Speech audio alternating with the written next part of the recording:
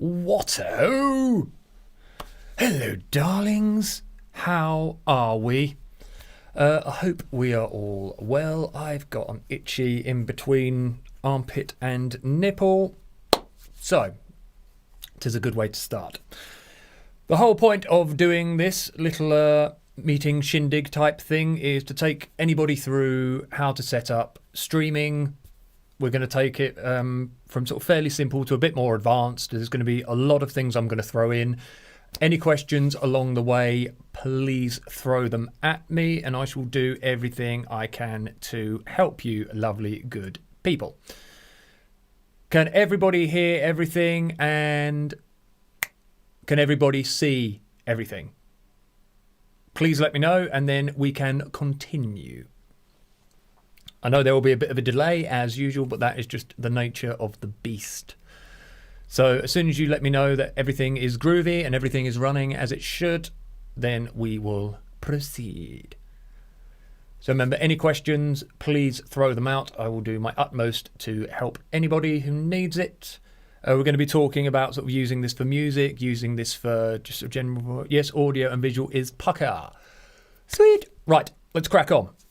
So, the program I use for streaming is OBS, Open Broadcasting Software. It's completely free and it is ruddy fantastic. Everybody, well, vast majority of people I've seen who do streaming use it.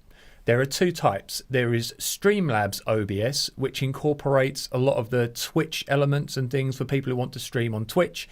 Or there is OBS Studio, which is what I use, which isn't quite as integrated, but you can integrate it more and there's more customization for yourself. So let's get started. When you download OBS and install, this is what you get. You get where you can input your scenes, which you can change throughout the stream, your sources, where you build up the different scenes, your audio that you add in as well, and everything will appear here on this lovely screen. So the first thing I'm going to do is quickly show you some of the settings and preferences. First thing, the profile. Here is where you can create different settings for your streams. The profile will save things like resolution that you're streaming at, all your audio settings, all your main settings will be saved in here. So you can say you can create new ones, duplicate them, rename them, remove them, import, export, everything you like. Scene collections. This is where you create your collections of scenes that you are going to use in your stream. So as you can see, I've got different ones here. I've got for multi-platform streaming. I've got HD recording. I've got different things for whatever I need. If I load this one up, for example, multi-platform streaming, it says, there we go. You can see these are all the bits and bobs that I use for my streams. I've got different scenes here for different things. I've got my sort of intro and various other bits. You're probably hearing some shitty music in the background maybe. So I'm going to come out of that. And we'll go back to, I think it was it tutorial? Nope. It was live tutorial. That's the one. Okay. Curious question. You're streaming right now, so what are you using if you're showing us OBS? I am actually running 2 instances of OBS, which is really, really handy. So I'm streaming from one that you can't see, and I've just opened up a second window with OBS so I can just show you how everything is created. So it's quite good for that kind of thing. You cannot stream, apparently, 2 versions of OBS at once. So if I was to stream, I would click on here, and this would be streaming. My other one that you cannot see is the one that's streaming. So let's get started. So I'll run through all the settings properly in a little while with you, but I'm going to show you first of all how to build your scenes and everything. So say we've created a profile, say we've called this one live tutorial, and we have our first scene. So we can add a whole host of different sources, but what we're going to do first, we're going to just add some simple things. So let's have a look. So we can add audio input, audio output, which we're not going to need, browsers, color sources, display captures, game captures, images, media sources. There are so many different things that we can add in here. So the first thing we are going to do is we are going to add a camera. Now, the only thing is, because I'm using the camera at the moment for this stream up here, I'm going to turn this one off. So I'm just going to disappear so you don't have to see my ugly face. So the first thing we are going to do, we are going to go to add a video capture. Create a new capture. Yes, thank you, please. Now, at the moment, it may be a little bit glitchy to activate it because it might be because on my other one, it is still registered as being in use. So I'm going to remove that. Yes, I wish to remove that capture. So I'm going to deactivate it, try activating it again. There we go. Excellent. So you can see that with OBS, if something else is trying to use your webcam, it's going to have problems registering it. So from here, we can change which webcam I want to use, whatever your inputs are. I could use my other webcam that's over there, that's currently in the dark. So that's pointless, even though it probably looks better than I do. So we're going to use this web camera here. You can change the device defaults and everything as well. So I can change the resolution to, I'm broadcasting at 720, which, to be honest, unless you've got a really good upload speed, broadcasting at HD, you're going to use a lot of bandwidth. But I found with my bandwidth, I can run 720, so it's the lower version of HD, quite well. And then you pick whichever frame rate you want. I generally go for 30. I don't bother for 60. I don't see the point personally. Maybe if you're streaming games, yes. For this kind of thing, 30 is fine. So there we go. So it has put my face as the full size. You can resize it. You can do whatever you ruddy well like with it. So I can click on here, shrink it down, make it whatever size I like. So that is how you can bring in some video. Now, at the moment, I am not using the audio from the camera. What you are getting is my mixer and everything that's streaming on the other session of OBS. So what I'm going to do, I'm going to show you how you would bring that in. So if I go here on the audio mixer here, I click on that, properties, and now, no, is that what I want to do? So look, capture mode only.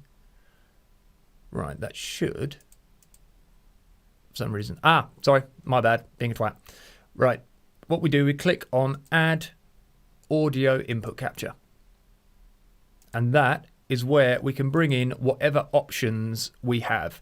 So for example, if I bring this in, I will bring in the actual microphone webcam there. So you can probably hear, you'll hear like a big mix of both. So I'll mute this one up here.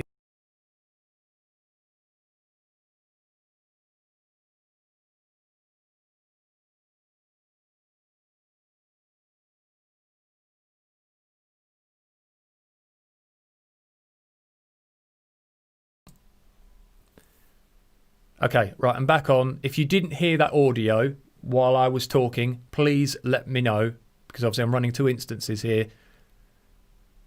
Yes, exactly. Right, okay, and I know exactly why that happened now.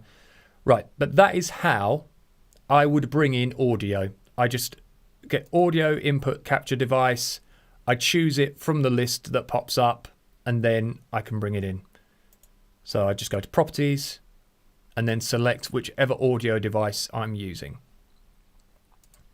Now, because I use a mixer, I also can bring in the audio from a mixer as well here, like my Behringer. Yeah, cool, no problem.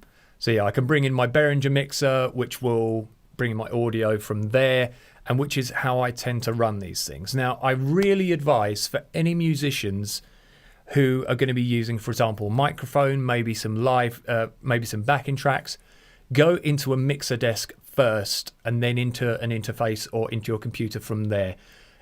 I find you get much more control and it's much, much easier to work with.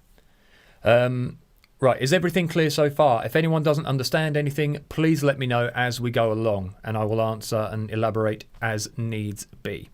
So that is how we bring in audio. Now, if we want to bring in, for example, let's click on there, just shrink that down a bit. Right, if I want to bring in images, exactly the same thing. I click on image, create one. Now I just browse for an image. So hopefully I've just got to be very careful here to actually see what I find, because there might be some things you people don't want to see. So let us just find a random image of anything. So let's go photos. Let's go to a picture of my things. There we go. That could be anything. Oh, lovely. There's a time I got a huge burn scar. Right. Okay. So mixing desk. Maybe you want to see. Right, Celine, a mixing desk gives more control over, say, your if you're using multiple audio input sources. So, for example, if you're running backing tracks, if you're running a microphone, all that kind of the naughty file, yes. So, if you're running anything like that, then it's very handy to have a mixer desk separate from your computer that you can control with all of that, and it gives you a few more options. If you are just doing, for example, webcam chat and you've just got a single microphone, you may just be able to plug them straight into the computer, no problem, and just do everything from there. But from a musician's point of view, so if you've got like guitar, vocal, and backing tracks as well, it will be good to have it on a mixer. Right, so here I can bring in a picture of a lovely burn I received off the exhaust pipe of my motorbike once. How lush is that? Now, for anybody who's ever used anything like Photoshop or Premiere Pro, you will understand that the way that everything shows on the screen will work from how they are in order from top to bottom. So if I move them, they will change depending where I put them. So if we want to put that at the back, say a horrible background, then we can. I like the yellow kind of cheese that's building up in there. It's rather beautiful. Okay, Celine says, guitar and mic for me into my audio interface is what I normally do, but looking to expand on that. That can work fine. It should work, no problem. The only time it ever has a bit of an issue, which I've noticed, is if you're using things like Skype and stuff like that.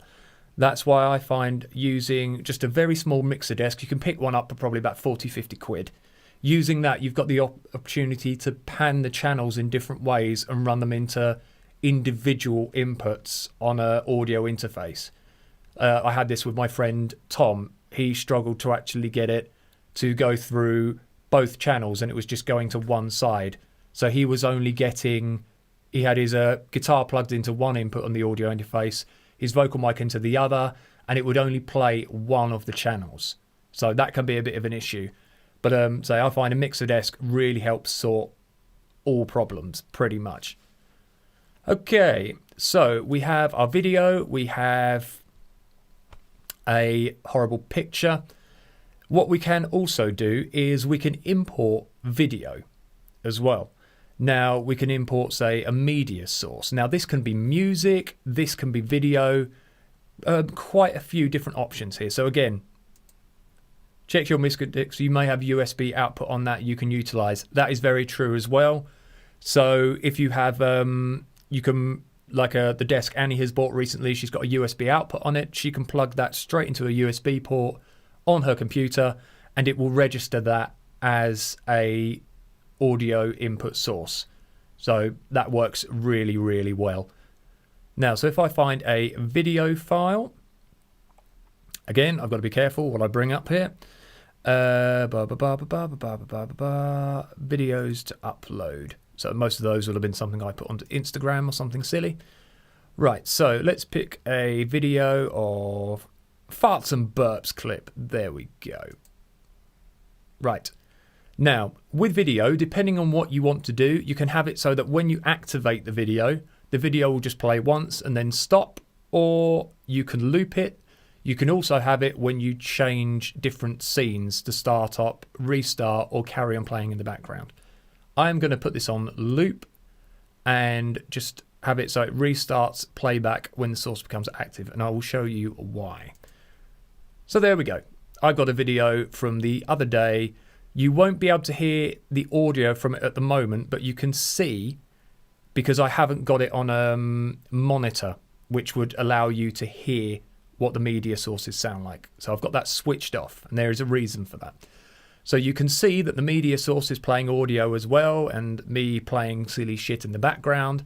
Now, again, I can drop this down and have this as a background thing if I really wanted, if I was that way inclined. So if I click on the image, I could shrink that down a bit more. There you go. So you can see, like anything, like Premiere Pro, Photoshop, you can layer all these different elements however you like. And I'm going to show you how to do all of this stuff as well in a moment, and especially how to get a chat window in and things like that. But I just want to show you your basics of all this kind of stuff. Now, also, you can add in text. So we can go to text. Now, the text offers a really, really good function. What you can do, you can not only just, type in random shit, so, change your fonts, everything as well, blah, blah, blah, blah. You can have it so the text will conform to different boxes that you create and things like this. So you can make sure that if it fills up, so if I use, for example, custom text extents, I can then change the size of the box I want to fit it in. So, for example, I could say 300 by 300, and it's got wrap attached to it, so that will fit at that size into that box. So if I shrink the writing down, like so, way too small. Let's try, say, 100. There we go. So you can see it will conform it to that box, but you can just use it as a normal, just text file as well. One really good thing, and this will come in really handy if you want to have like scrolling writing and things like this, is the function where you can read from a text file. This is brilliant. And this is how I get like my scrolling song lists, as you can see sort of down here. I get those kind of things by doing that. So I click read from a file, I browse, and I go to my, where is it? My design media sources. And I've got my images. OBS templates, is it in there? No. Stream images, key maps, video, keys, icons, stream. No, it's not in there. Right, where the hell have I put it? Is the question. I've got no idea. It must be under broadcasting. Broadcasting. Let's try stream elements. There we go, texts. Right, so for example, if I click on song requests or my interview scrolling text, something like this. Now what will happen, as you can see now, I'll just move this out of the way for a sec. You can see that the writing here is come up huge and all in one line. Now what you can do with things like that, you can obviously shrink the box down that you're working in, which is where that wrap function comes in handy. Or I can just shrink, yeah, see now, it's because the writing is so long, what I can do, if I want that, say, to be scrolling along my screen, I can right click on it and go to filters. Now here we can add different elements, like we can change, so we can crop it down, we can change the color key, we can do all sorts, but we can click on scroll as well. So what that'll do is do exactly what it sounds like it says. So I click horizontal speed. It says, come on. There we go. If I move that down a little bit, you can see now my writing will scroll. But what I've got to do is now create a box that will scroll in. So if I limit the width, now I can change the width to say 900. There you go. And you can see now you've got some scrolling text. You have to be careful the way the text is displayed. If you've got too much text, it will try and double stack it up. It does have a limit of the amount of text that you can put in. But as you can see, so that will now scroll through what information I've put in there. So I shall close that now. And as you can see, that's just created, I've just got some random elements just floating about in here that you can see how to implement. Now, one of the other things that we are going to bring in is the chat. Now, to do this, we are going to have to go onto a program I call, or which is known as Restream. You can use, because now we're going to have to start setting up our sort of, our broadcasting options and widgets and interfaces that you use for all chat and input. So, for example, like all this chat here, I use a program called Restream because it allows me to stream to multiple platforms. It is incredibly handy, and it is also free if you are streaming to Facebook, personal profiles, YouTube, and also Twitch. It's got a whole massive host of different places you can stream to.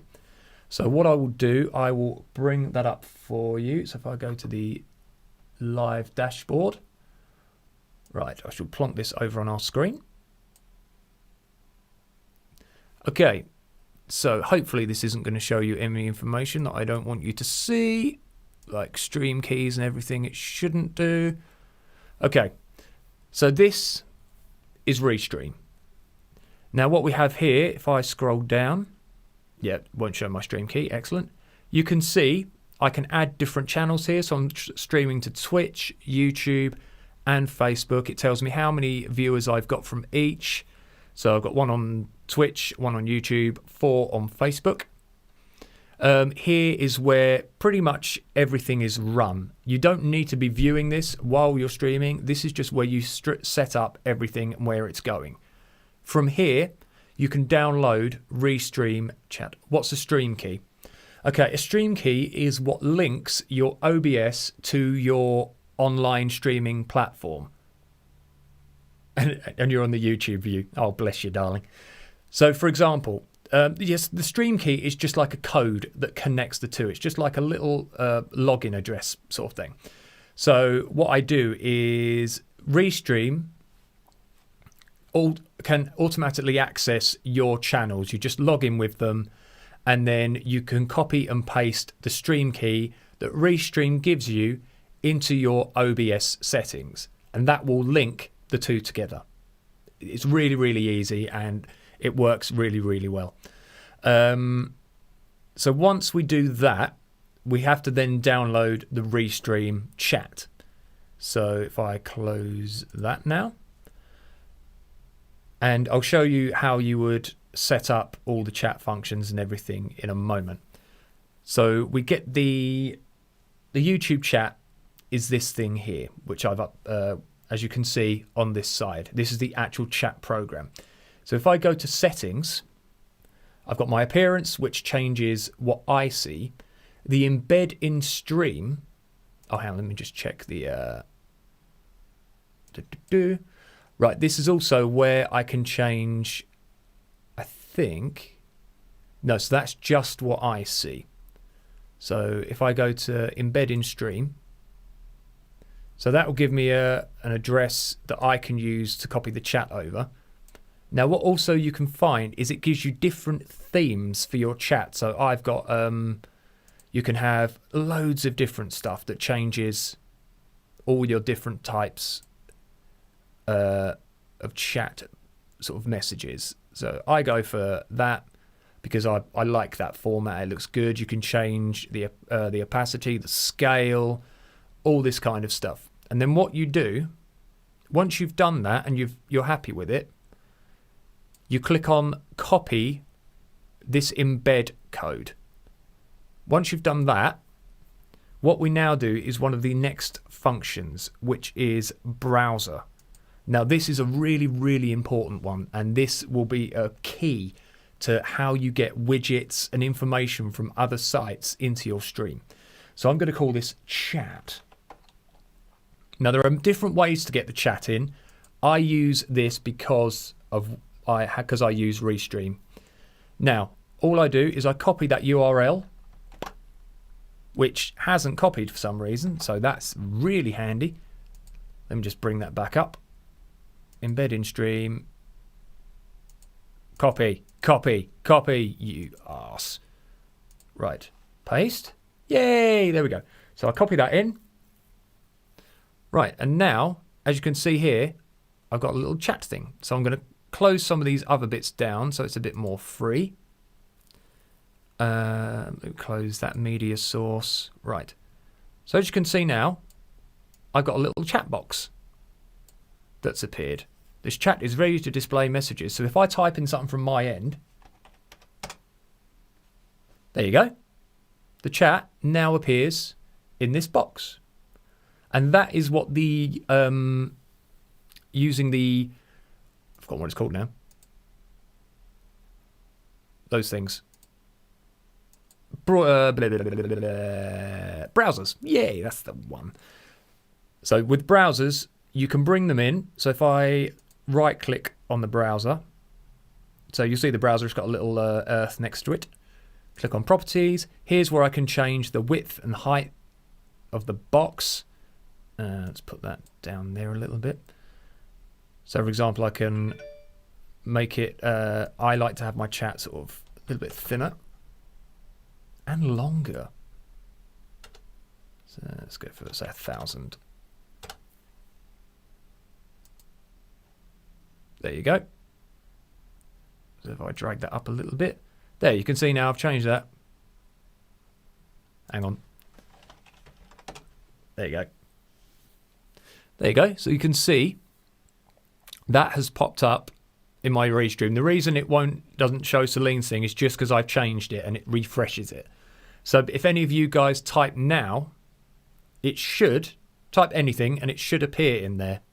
He says, he hopes, he prays. But as you can see, it's now connected to my restream.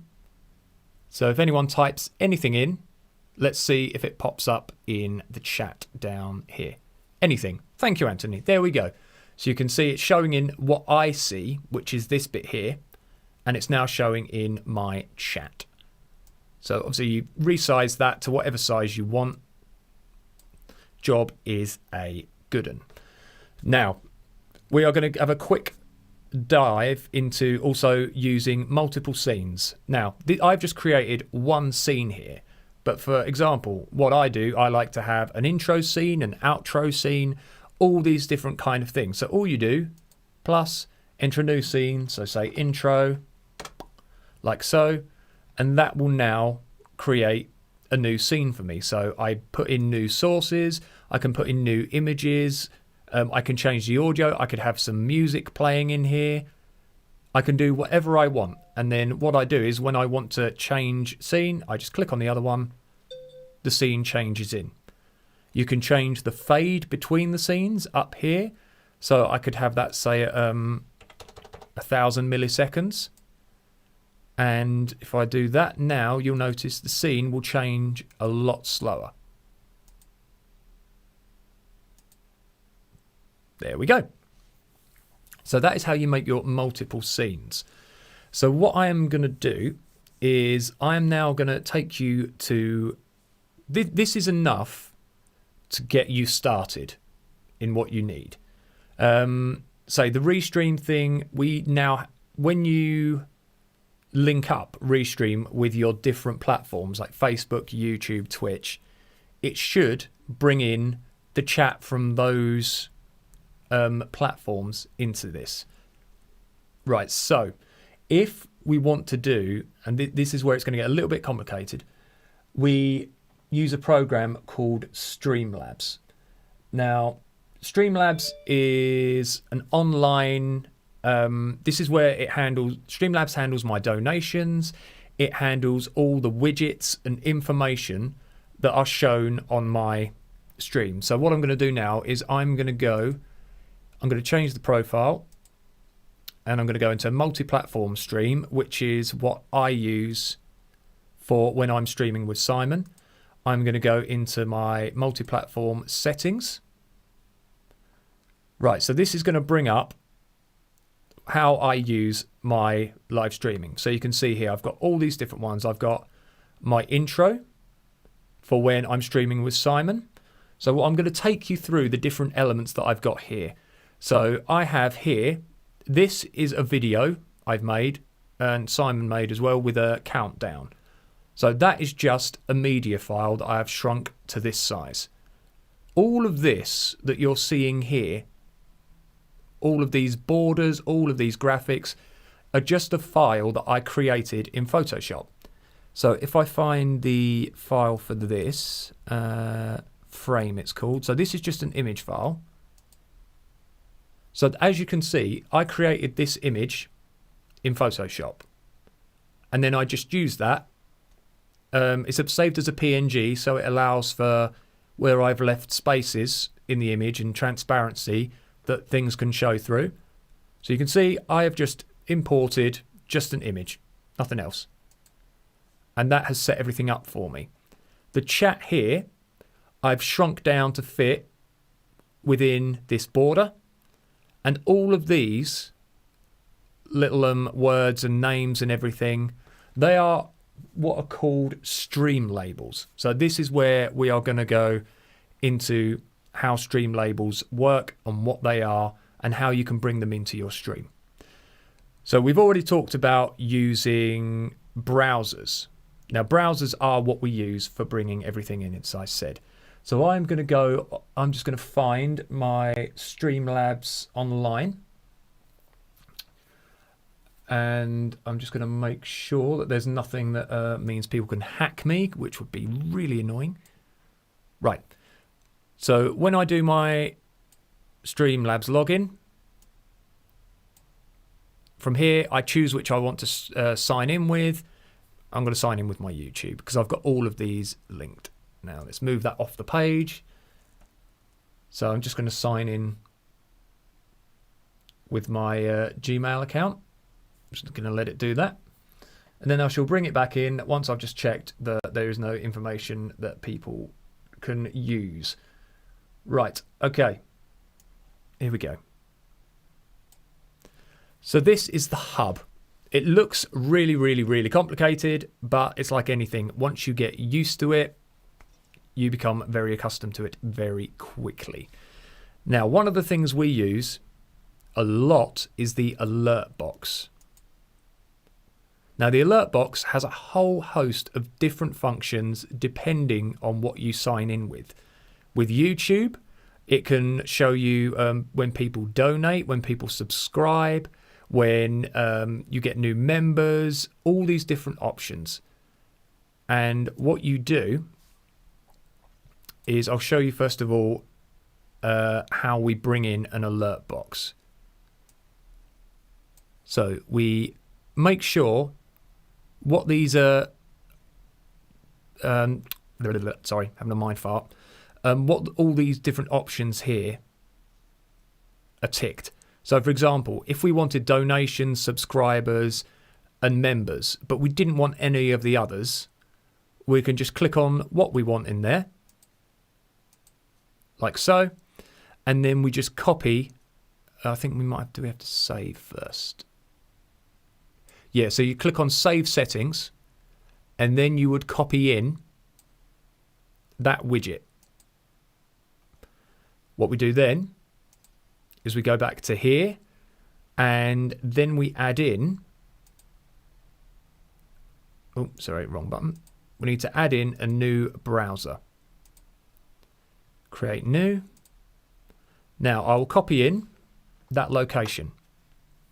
Now you can see that puts in a nice big code. Oh, thank you, Bev. Very kind of you. That now brings in an alert box. So basically what happens here, if I trigger off an alert, it should, he says. All right, it depends. Right, because I've used a YouTube one. Yeah, I've input a YouTube browser here. I've got to use a YouTube alert. Right, so here I've found one on something else. There you go. So you can see now in this little alert box, that has brought up what my presets are for the alert for that particular thing. Oops, sorry, I hit my microphone. Now, the alerts system can be quite tricky. So if anyone is sort of, if I'm going too fast or I've missed anything out, let me know and I will go into it in more detail. So I'm going to remove that browser source and we're going to go back to the Streamlabs site, wherever it's just disappeared to. Hang on.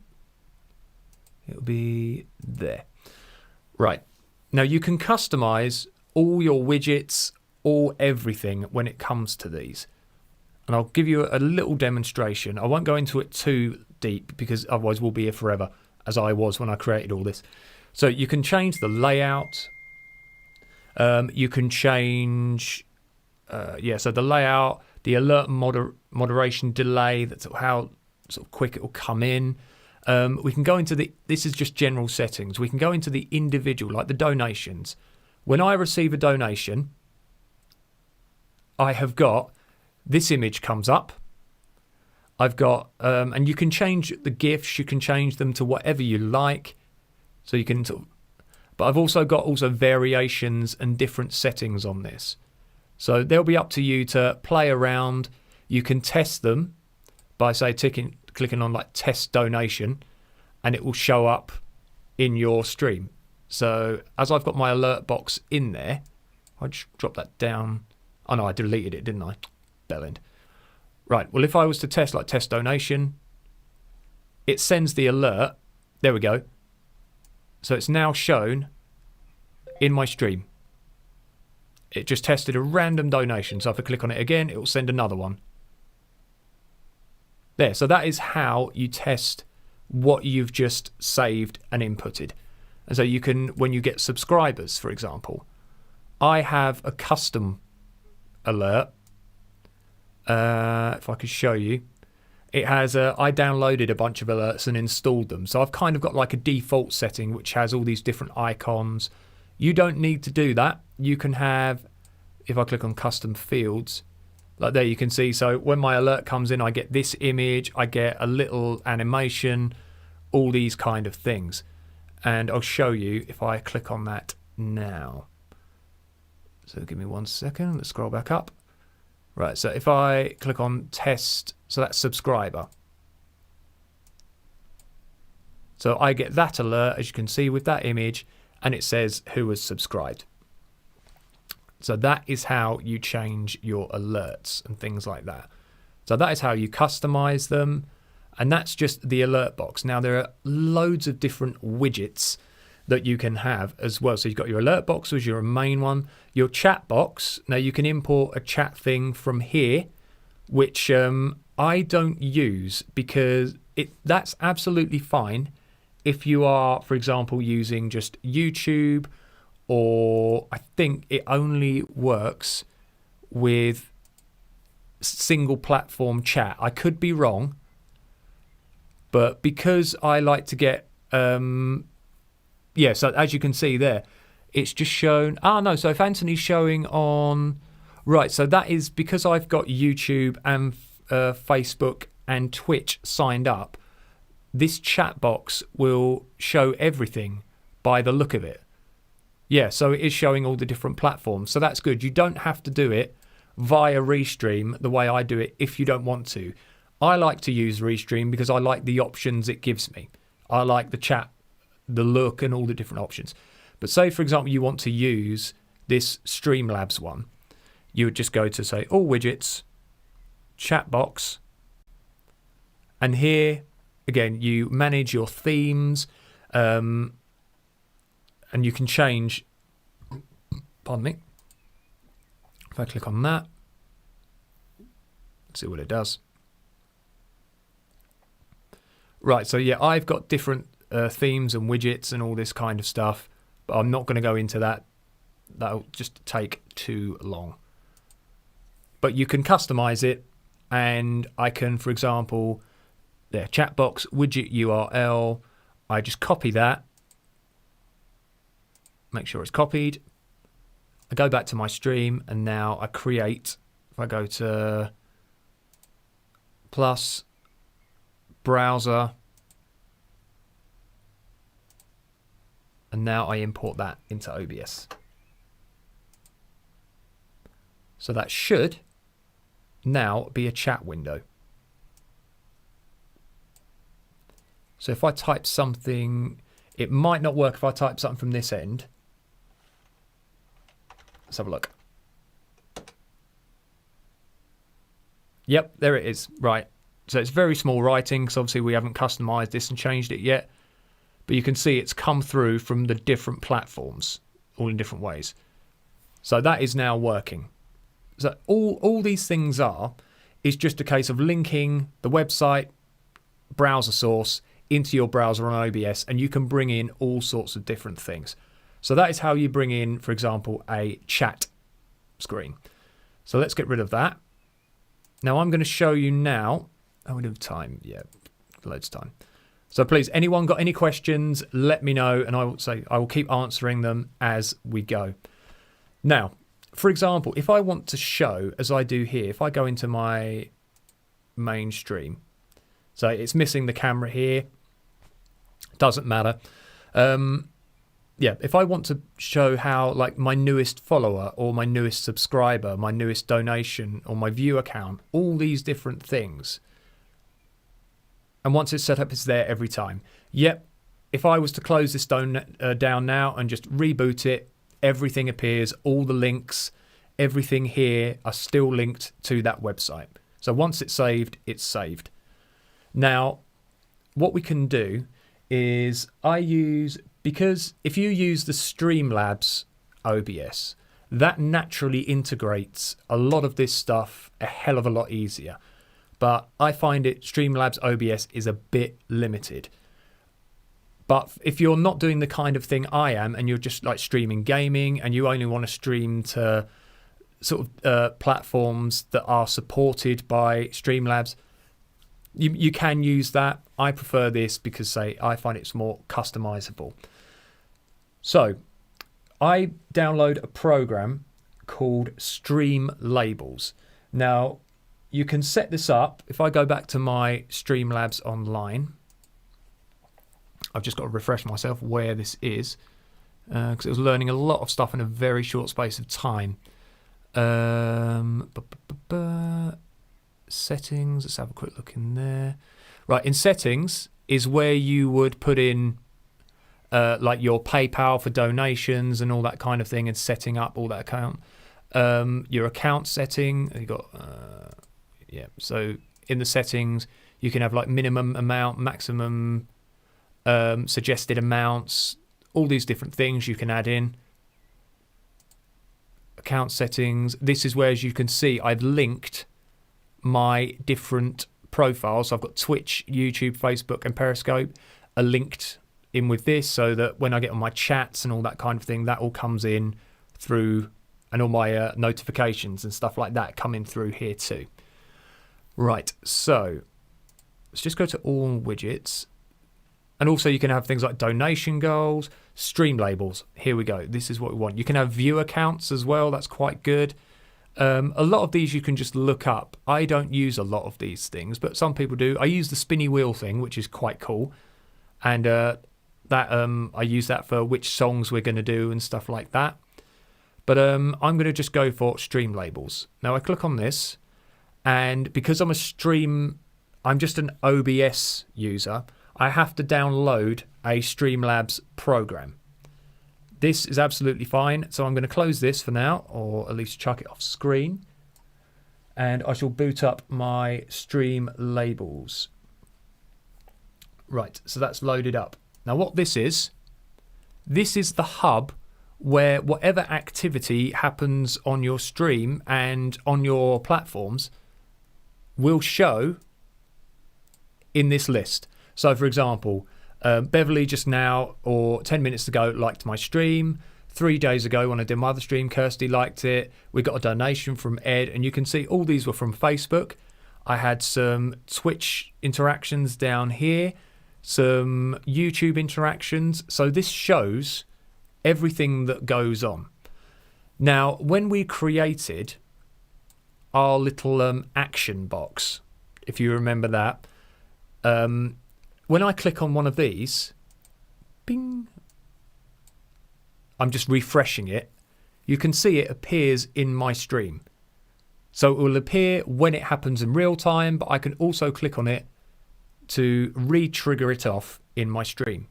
Now what I had to do, because if you use the alert boxes, generally, and sort of you can only really use them per platform. So example, if I have a YouTube alert box, it will only show up what is going on in my YouTube.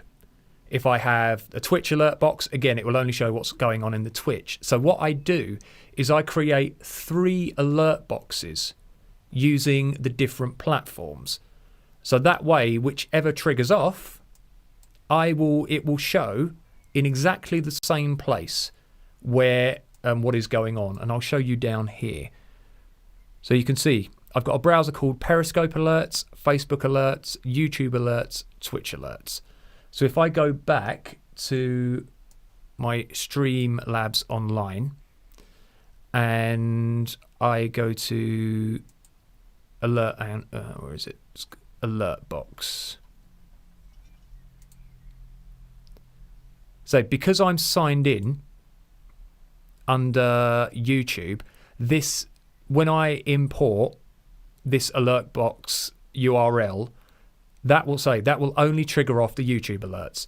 If I swap that and go into my Twitch one, now that brings up my Twitch when it does it.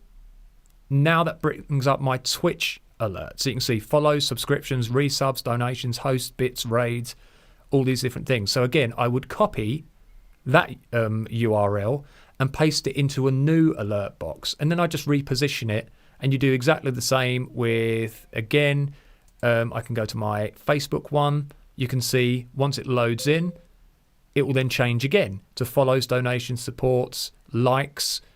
So you would tick which ones you want, which ones you don't want, copy the URL, and then you just paste it into your browser selection or browser section, and then that will create a nice actions box. And so I just line them all up, so whichever action I trigger off or whichever action comes in, whether it's, so if I just bring this over here, so if it's Facebook, like when Sophie liked my stream, it says, hang on, why is that not doing it? Oh, I've just archived it, I think. No. Yeah, there we go. So Rebecca Scott, so that triggers off there. So if I move, for example, if I unlock my Facebook alert, right, you can see this is the box that I've created that it lives in. Now, if I move this box, so if you have to set up a box for each platform, if you get the alert from, say, YouTube and Facebook at the same time, would they overlap? Yes, they do. So depending on how you want to set, you could create it so that you have, say, you could have these sections for your YouTube alerts. You could have this section here for Facebook. You can do whatever you want. So if I now move, which is going to be a pain in the ass, I'm going to have to move it back in a minute. I'm moving my Facebook alerts box up there.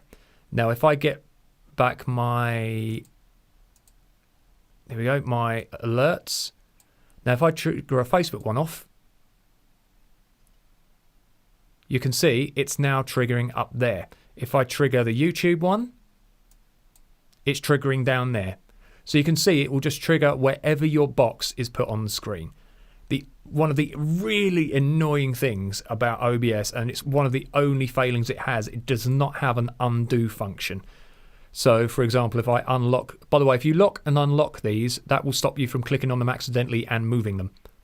So if I click on Periscope Alerts, you can see that red box is there. If I click on Facebook Alerts where I've moved it, I would now have to drag that down and try and line that back up with that, which is a bit of a ball ache, but there are worse things in the world and in life.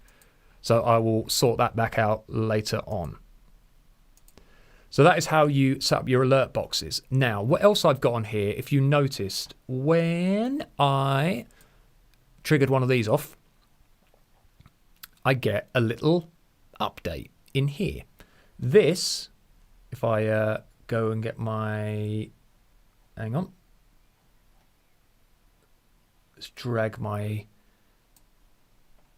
alert box in from, so we're back on the Streamlabs website.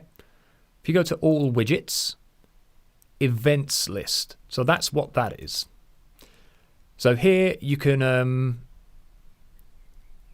Yeah, so what do we got here? So this should show, I hope.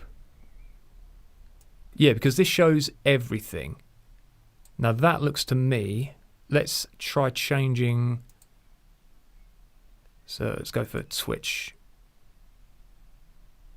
Now that'll probably change. Yep, so. Yeah, so as you can see. Now I think with this, the events box will take in everything that goes on all platforms. It must do. Because if I, for example, trigger off this. Wait for it to trigger. Ah, hang on. Right, now that didn't trigger off in my events box.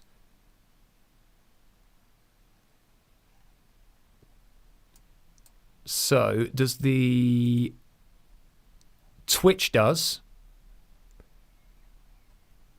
Ah, no, I think that was just a glitch because when Celine liked the stream, that showed up. Yes.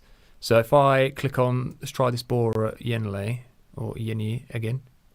Right, now for some reason, the YouTube one, you can see the overlap there, the YouTube one isn't showing up in my events. So let's go and have a quick look at that and find out why. Let's see if there is. Let's have a look.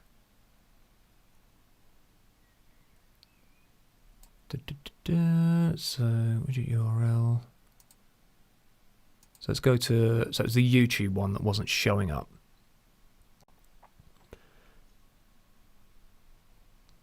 Event list manage themes. Use window capture. Right, so let's click. And the easiest way to do it is click on, say, like, test donation. Ah, see, now it's showing. So that does mean it's linked up, but for some reason there might just be a little breakdown of communication between re-triggering it and the initial trigger. So it seems that if I do a tester, test subscriber. Ah, now that didn't come through. Test member. Right, that may just be. Yeah, now for some reason, certain ones aren't triggering off. I may have to look into this rather than waste all your time. But again, you can. Ah, there we go. Subscribers. Subscribers is turned off. Right, so if I click on subscribers, save the settings. So that now, if I click on test subscriber, there we go. Excellent. Anthony just said, very good software. Tried to install a little while back on my laptop, but it wasn't having it, wouldn't even open. Once I get a new laptop, I'll probably try and set up an OBS stream. Do it, dude. I'm not sure why your laptop wouldn't handle it because I've never had any problems with this. It's been such a good bit of software. It really, really has. Okay, right, so time is getting on. So let's get to how we bring these in. So I've shown you how to bring in the events and also how to bring in your alert box. Now, for these, we have to go to those what are called stream labels. So if I bring the stream labels up again, which is this here. Now, each one of every time something triggers off, what you do is when you install stream labels, it writes a little text file on your computer to update who has done what. And I'll show you how this works. So if I go to settings, now we've got all of these different settings and there is a shitload of them. They are limited mainly to Twitch, Facebook and YouTube. And there's not always options for everything that happens, which is annoying. But when you set up your donations and things in Streamlabs, whoever donates, generally it's if they donate to Streamlabs, it should show. So, and you can have like your all-time top donators, your session donators, monthly top donators. You pick one of these. So let's say I want my all-time top donators. Now you can have it as a list. You can change it so it has a name and then an amount. I don't use an amount. I just have the name, how many people you want maximum. And then when you save that, it will change the format of the text file it saves to. So I'm just going to bring up the text files for you so you can see them and see what they look like. Right, I need the stream labels ones. Okay. Right, so for mine, it saves them all to I've saved them to broadcasting, stream elements, stream labels. Now, if you look here, you can see there is a text file for every single option. Oh, no, actually, that's not strictly true. There are some things, and I think it's mainly the Facebook ones, that you can't change certain ones on. Like, for example, on here, there is less of these that you can edit compared to these. You can still use these in your streams, but it will be limited to how much editing you can do with it. Do Streamlabs take any of your donations? Let's say £10 for every 100 you get. They take I don't think Streamlabs do. I think no, because I think it's only because it depends who you use. I think if you've linked PayPal to it, for example, PayPal will take a small cut. I think they take like 50p for a tenner, something like that. So yeah, depending on who you use. Bandcamp does something like that where they take the money for one in every X amount of sales. No, they'll just take a percentage. So that's if you use PayPal. With here, so as you can see, I've got all these different things. If I go into them, say like my total subscriber score or my total follower count. So follower will probably be for Facebook. If I click on that and open that up, there, 39. So you can see that will just be a number that if I use the that text function, I can get it to read that folder, that file. So this is what we do with these stream labels, and I'll show you that now. So that's how you edit them from the program. So if I just click that off, that'll take me back to my main page, he hopes. Yep, it's loading up. Right, let's shrink that down a little bit. Okay, so here, for example, where it says new follower, Clucky. On the new follower, I go to new follower. So what I've done is I've imported that as a text file. So if I right click on that, properties. Now ignore the size of that font, that doesn't matter, that's just the way it's displaying. You can see the text file comes from in here. So I would just use, I'll cancel that, most recent follower.text, and then I just put that, if I'll click that, there. So you can see I've just shrunk it and made it fit into this box. So whatever happens on my stream labels, so for example, if I get a new follower or something that corresponds that will change that text. So if I get a new follower and the number goes, or this Clucky person, yeah. So if a new person follows someone, say somebody called Bumbag. If Bumbag followed me, then what would happen? It would register in here, and that would write a change into that text file, which would then import itself into OBS. So whatever happens regarding these different texts that I'm reading from my hard drive, they will automatically update. So, and I'll show you a better example of this in my outro section. Where is it? Intro, interview, outro with donation names. Now here I've got a whole host of different information because I love stats because I am a bellend.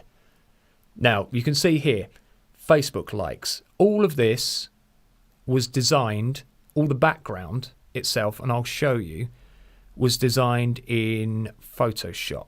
So if I scroll down, it's going to be one of the... I've got a video background that's just changing colour in there. We've got the music here, the lounge outro, credits background, and credits here. Right, so if I go to properties, that is the Photoshop file that I have used. So you can see I've just made some nice panels and I've just imported that in. Now, what I've done then is I've taken images off YouTube, just images off Google of like Facebook logos, shrunk them down to size, tucked them all in. These are just text files. You could do it in Photoshop if you know exactly what you want. You could just have written all these in Photoshop. But if I want to change them, then it's easier for me to change. So I've done these just as little text files, shrunk them down, put them in there, and then all I do is I bring up a text file for this, and then I link that. So that is Facebook likes. So if I go to Facebook likes count, that'll be the one. You can see it's a text file there. I'll right click it, look at the properties. Now you can see the text file gets read from file, session Facebook like count. A session basically is, because it will only remember certain things and you only get certain options. The reason I use a session count is because if I reset the session, which is that button there, it then starts it from scratch. So I can leave this session going on for however long I want, and it will just keep totaling up everything that's going on. If, say, I wanted to do it every month, I would just restart the session and all of these would go back to 0. So as you can see there, if I right click on any of these, so like recent Facebook follows title, I've called that. So recent Facebook follows title. Where is that? Facebook likes, most recent donated titles, recent Facebook follows list. Right, so that will be that one. Recent Facebook follows list. Try saying that 10 times when you're pissed. Right, so recent Facebook follows list. So if I click on that and take off the lock, you'll see there. That is that area there. Recent Facebook follows, if I unlock that, that is that title. So you can see all of these just correspond to what is in this list. So from there, you can change, for example, if I want to bring a list in, I'll go to Facebook follows list, unlock that, right click it, and then you can see what I've added in here. Right, I haven't got any filters, but what I have done, and this is quite important, especially for lists, is if I go to properties again, this is where using the wrap comes in handy, because I've created that box a particular size and wrapped it so that all the writing will fit within that box. And that is how I get lists. These are just scrolling as I showed before. That needs to move over a bit because that's a bit wonky. But these just all correspond to those text files that I copied in. And I think, to be honest, because we're just gone over an hour now, and that's a lot of information for people to process, that will probably do for now. I know there's only probably Anthony and somebody else watching now, but I hope this has been of help to anybody. Say, I've been describing it as I've going along. There's a lot to take in, and I've been stumbling on through it, but hopefully you can just watch this back and it's showing you how I'm building it kind of as I go. You may not need to use a fraction of the stuff that I have used, but again, you can scale it down to as max or minimum as you want and add in things as you go along. Thank you, Anthony. If there is anybody who needs any help or wants any advice, just hit me up. I'll happily help you out. No problem at all. Also, for people who want to know how to bring in things like Skype and stuff like that, what you can do, and I'll quickly show you this, is how I'm using this and how I'm broadcasting this is with a screen grab. So if I, for example, just go to Mike and Simon chat via phone, something like that. Here you can see I've got a little screen grab going on. And that display capture viewer icon, where's my, there, display capture. So that is an option in here. So just click on display capture and it will bring up, I'll just show you the properties. You can select your different screen. Like I've got 4 displays. So you can select which display you want.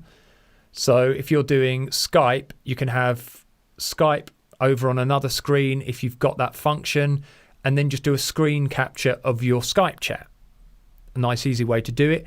The other way that you can do it, which is also really handy, is there should be, where is it? Window capture. Now this is really handy and it will capture a particular window on your what you've got open. So you can see I've got all these things open, so I can just use that and that will just bring up that particular window you've got open. So where I've got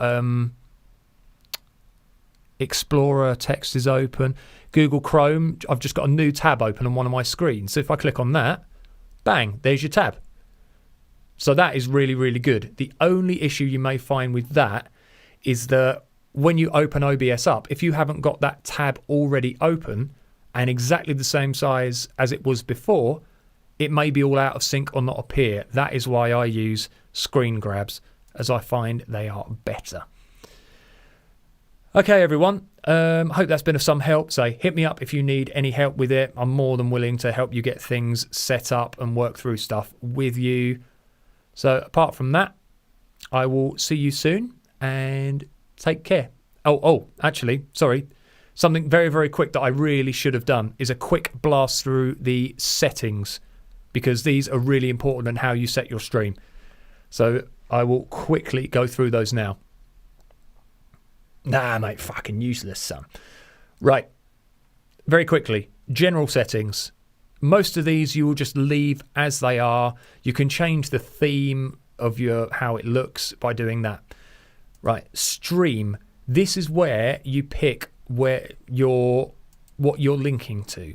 So if you're only streaming to Twitch or YouTube or Mixer or Facebook Live, you would click on one of those and then you would enter your stream key in below it, which will appear. I use Restream, and because of that, so let's go back to my settings, reopen.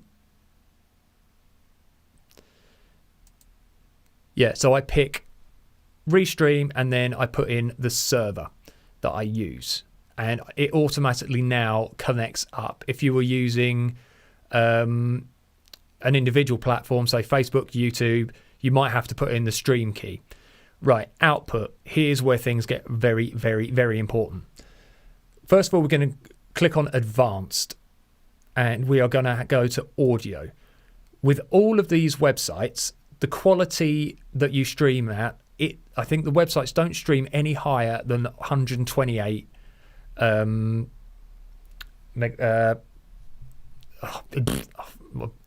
I've gone audio, your audio bit rate, so whether it's kilobytes per second or whatever it is, I can't remember. But 128 is the maximum that they will stream at, so there's no point streaming higher than that. I'm only going to use one audio track, as I've only got one audio going in, which is my mixer, so that's all I'm going to worry about there. If I click on streaming, you can see the audio track, it's chosen as number 1. The encoder, I use X264. I don't want to enforce the streaming server encoder settings because I'm streaming to multiple platforms. So therefore, I don't want their encoders to sort of conflict what I do here. I'm not going to rescale the output, and I will tell you why in a minute. Right, rate control. Controlled bit rate is what we want. Now the bit rate, you will put in a higher or lower bit rate depending on the quality of your upload speed. Now, I put mine at about 2,000 kilobytes per second. I find that works. I've got about a 6 megabits per second upload speed. This allows me to stream. It's pretty crisp, and just for streaming and streaming at 720p, I find that works pretty well. I put keyframe interval at 2, CPU usage at fast. So that's my settings for that. For recording, that's if you want to record the actual video that you're streaming to your hard drive as well. You can put a higher bit rate for that because obviously you're streaming to your hard drive and recording. So you set the same settings there as you did sort of depending.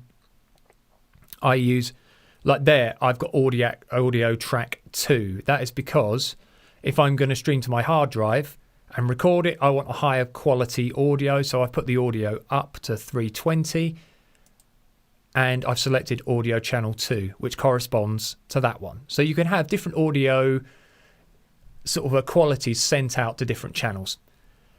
Now, the recording format, I record FLV because it is more stable and less likely to crash.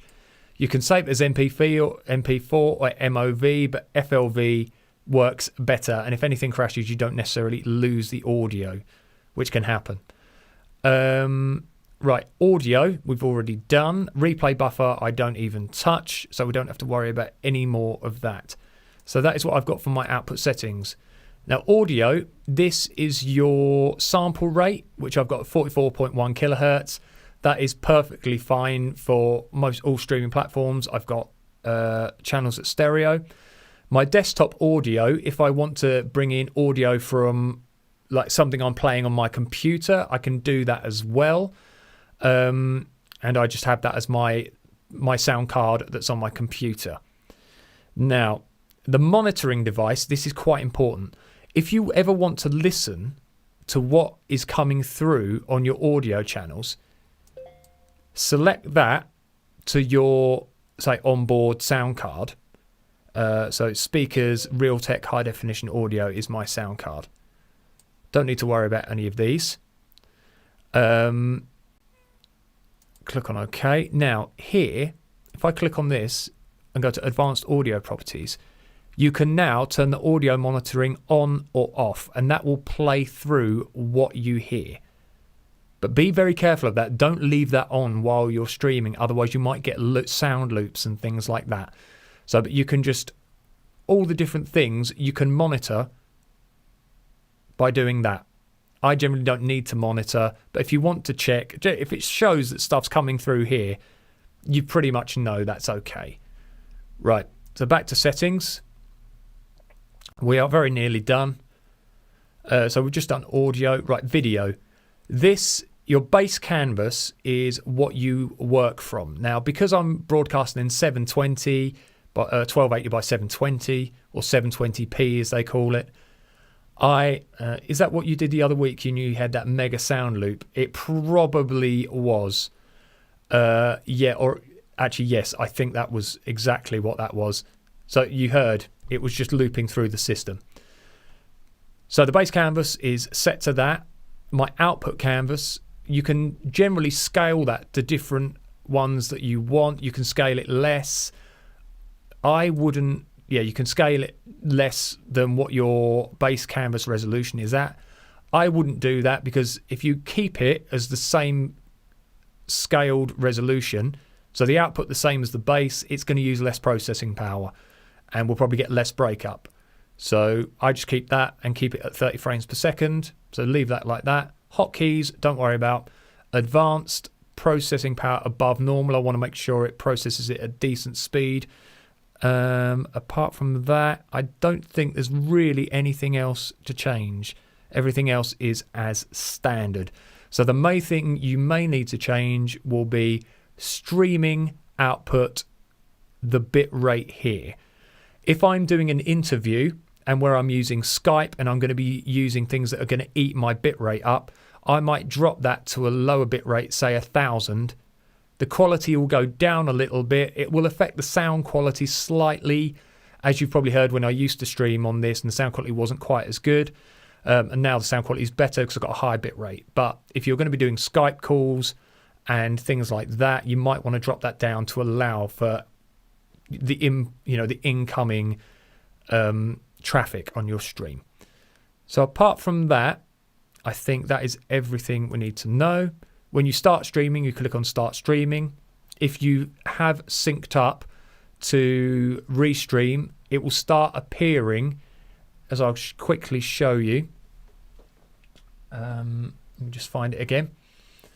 So the Restream dashboard, which is a website, because I'm currently streaming at the moment, it's not showing the image at the moment, but you can see, there it goes.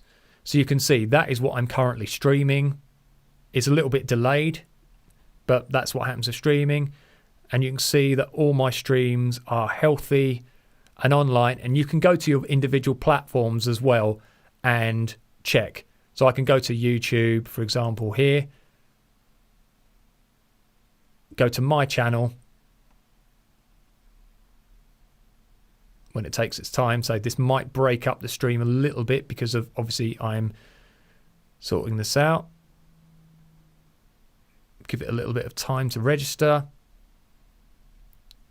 There you can see I've got my stream is live there, and you can go and view it. Just close that. Right, okay, I think that is pretty much most things covered. As I say, if you need help, hit me up, let me know, and I will do everything I can to help you. But apart from that, it's mainly just Anthony and a couple of other people left. So I hope that's been of some help, and I will see you all, whoever is about, tomorrow, Wednesday, for a proper live stream with music and silliness, rather than me bumbling on like a fool. Okay, everyone, take care, and I'll see you soon.